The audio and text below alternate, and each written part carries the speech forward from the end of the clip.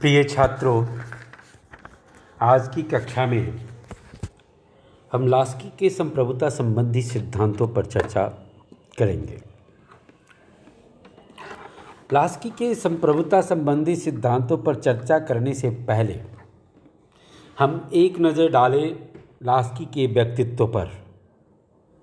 तो लास्की का जन्म जो है वो मैनचेस्टर के एक संपन्न यहूदी परिवार में हुआ था। वह पूंजीवाद और साम्यवाद की संकीर्ण सीमा से बाहर निकल करके लोकतांत्रिक समाज की उदार कल्पना करने वाला प्राध्यापक था। उसके पिता यहूदी कर्मकांडों को ज़्यादा महत्व देते थे, जबकि लास्की इन कर्मकांडों की अपेक्षा आधुनिक विज्ञान, इतिहास तथा राजनीति की समस्याओं में ज़्यादा रुचि लेता था। 1911 में वह शादी किया और अपने से 8 साल बड़ी उम्र की लड़की फ्रीडा कैरी से विवाह किया और इसके द्वारा केवल उसने यह दर्शाने की कोशिश की कि वह सामाजिक कट्टरता का विरोध करता है। उस समय जो सामाजिक कट्टरता थी, उस सामाजिक कट्टरता का विरोध उसने अपनी शादी के द्वारा किया। हालांकि उसकी पत्नी यहूदी न थी और इसके कारण उनमें के परिवार में काफ़ी विरोध हो गया। हालांकि अंत में लास्की के न चाहते हुए भी उसकी पत्नी फ्रीडा कैरी को यहूदी धर्म स्वीकार करना पड़ा। 1914 में लास्की ऑक्सफोर्ड विश्वविद्यालय से इतिहास में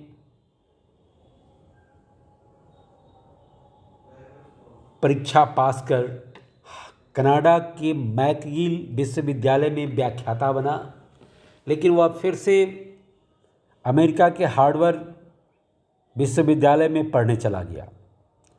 1920 में जब वह इंग्लैंड दोबारा लौटा तो लंदन स्कूल ऑफ इकोनॉमिक्स में व्याख्याता बन गया।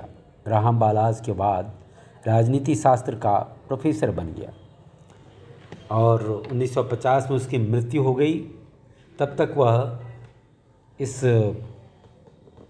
लंदन स्कूल ऑफ इकोनॉमिक्स में राजनीति शास्त्र के प्रोफेसर के पद पर अध्यापन कार्य करता रहा। एक शिक्षक के रूप में लास्की ने छात्रों से अटूट प्रेम किया, छात्रों के ऊपर अपने व्यक्तित्व का गहरा छाप पर डाला।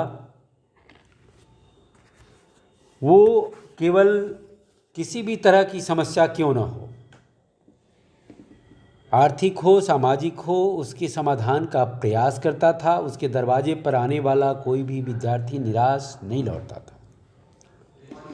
सैद्धांतिक रूप से राजनीति शास्त्र पढ़ाने के साथ साथ लास्की में राजनीतिक कार्यों में भी बड़ी रुचि थी। ब्रिटेन के मजदूर दल के साथ उसका गहरा संबंध था। लेबर पार्टी के कई नेताओं एटली, मॉर्सिन, बेबिन आदि का वह पथ प्रदर्शक भी था और इसी कारण विश्व के कई अन्य देश के श्रमिक दल लास्की को ही अपना नेता समझने लगे थे। वह कई राजनीतिज्ञों जैसे राष्ट्रपति Roosevelt, Pandit Nehru, sir Winston Churchill आदि को समय समय पर राजनीतिक परामर्श भी प्रदान करता था। इस प्रकार से लास्की जो है राजनीति शास्त्र का विचारक और अध्यापक तो था ही था, मजदूर दल का पत्रकार भी था, साथ ही साथ प्रभावशाली सार्वजनिक वक्ता भी था। लास्की प्रारंभ से ही उसका स्वभाव जो था वो एक विद्रोही युवक का था। उसमें विद्रोह की भावना विचार स्वतंत्र की भावना कूट कूट करके भरी हुई थी। इंग्लैंड में जो वर्ग भेद था उसके विरुद्ध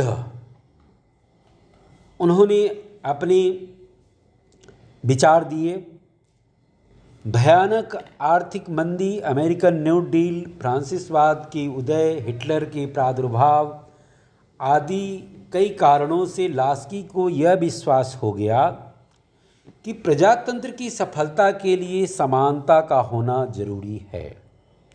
सामाजिक व्यवस्था के अन्याय के विरुद्ध होने वाली सामाजिक व्यवस्था में अन्याय के विरुद्ध जो अन्याय थी उसके विरुद्ध होने वाली प्रतिक्रिया ने उसे एक मार्क्सवादी बना दिया।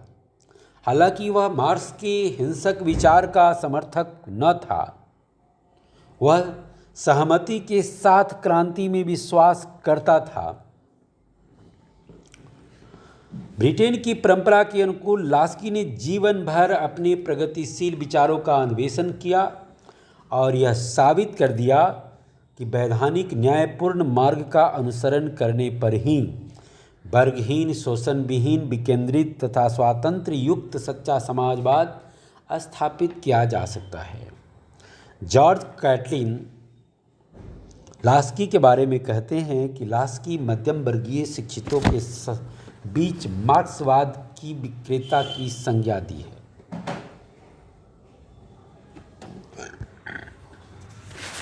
लास्की का संप्रभुता संबंधी राजनीतिक चिंतन।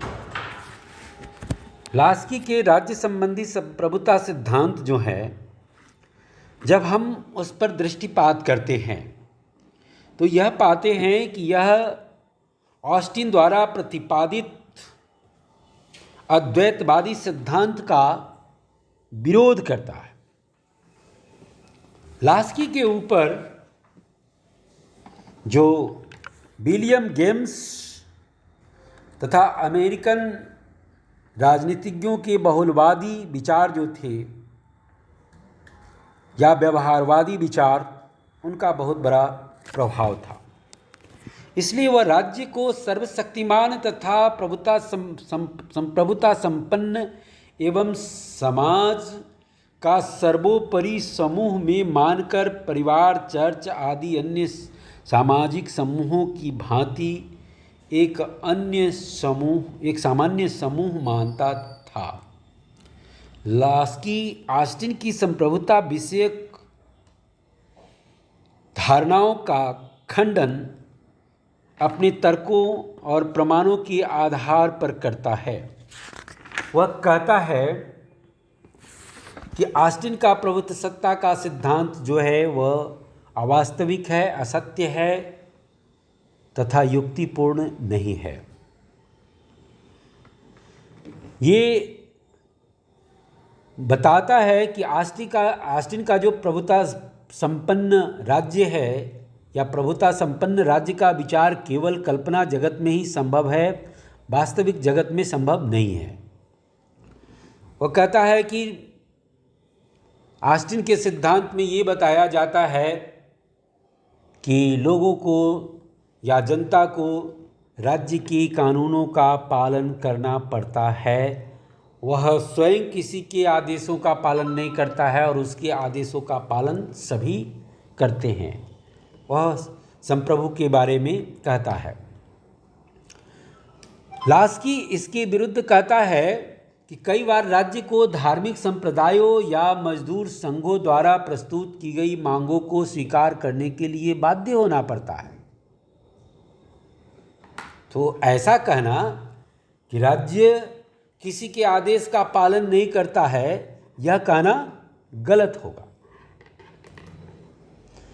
यदि मनुष्य सदैव राज्य का आज्ञा पालन नहीं करते हैं तो इसका पालन, ये दूसरी आलोचना वो करते हुए कहता है कि मनुष्य जो है सदैव राज्य की या राज्य का अधिकांश भाग राज्य के आदेशों का पालन करते हैं।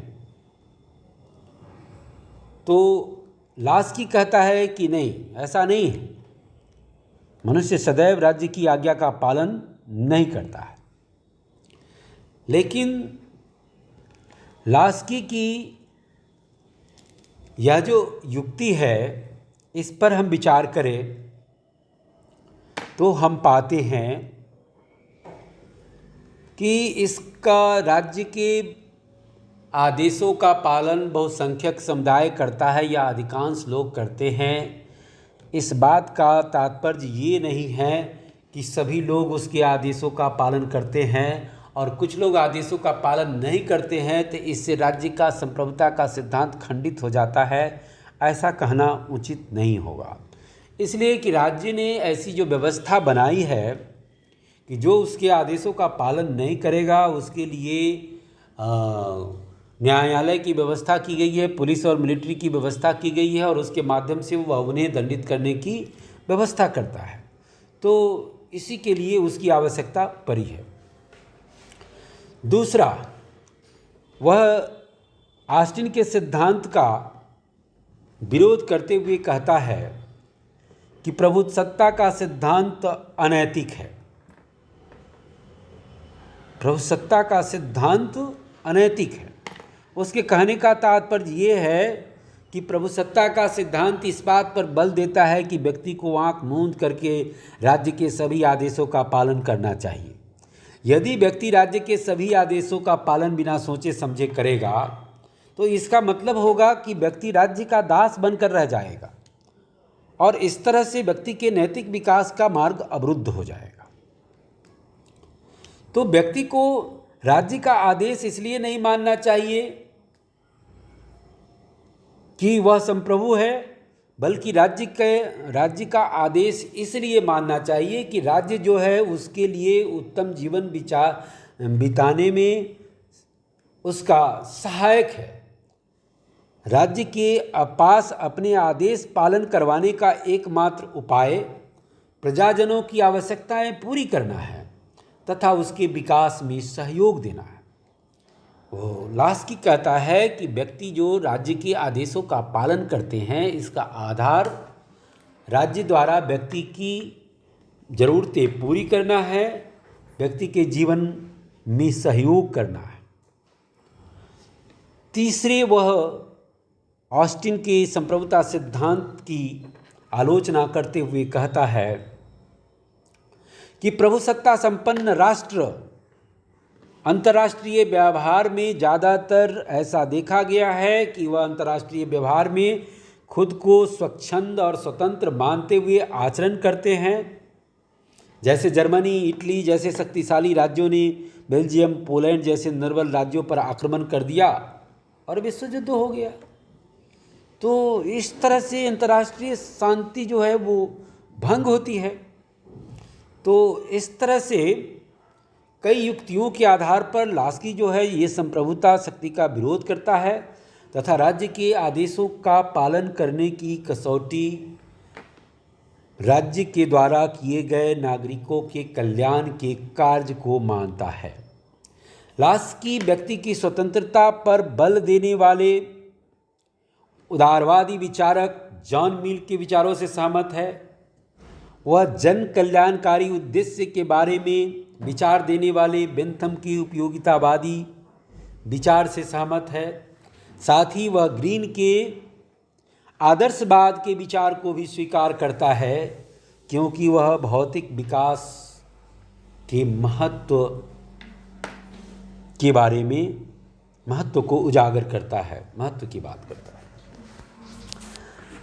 तो इस प्रकार से हम देखते हैं कि लास्की ने जो बहुलवाद का सिद्धांत दिया है उसके बहुलवाद के सिद्धांत का मुख्य रूप यही है कि वह कहता है कि समाज में अनेक समुदाय होते हैं और उन अनेक समुदायों में राज्य भी एक समुदाय है, वह राजनीतिक समुदाय के रूप में है और व्यक्ति को केवल राज्य का ही नहीं अन्य समुदायों के आदेशों का भी पालन करना पड़ता है। जैसे वो क्या कहते हैं, जातीय समुदाय, धार्मिक समुदाय या किसी पेशे पर आधारित समुदाय या किसी सांस्कृतिक आधार पर गठित समुदाय के भी आदेशों का पालन करना पड़ता है। और इस तरह से वह कहता है कि राज्य भी एक राजनीतिक समुदाय है और राज्य अकेले संप्रभु नहीं है, बल्कि इन समुदायों के आदेशों का भी पालन जनता को करना पड़ता है। और इस तरह से वह संप्रभुता के एक केंद्र को नहीं मान करके अनेक केंद्रों की बात करता है और इस तरह से वह संप्रभुता के बहुलवादी सिद्धांत का प्रतिपादन करता है। इस तरह से हम देखते हैं कि लास्की का जो विचार है वो काफ़ी महत्वपूर्ण है।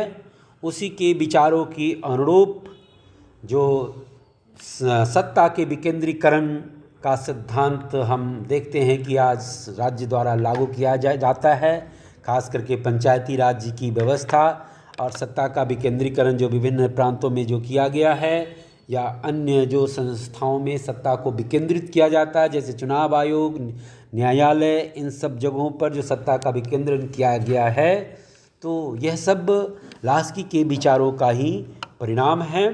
इस प्रकार से लास्की का बहुलवाद का विचार काफ़ी महत्वपूर्ण है इस संदर्भ सत्ता के विकेंद्रीकरण के संदर्भ में। धन्यवाद।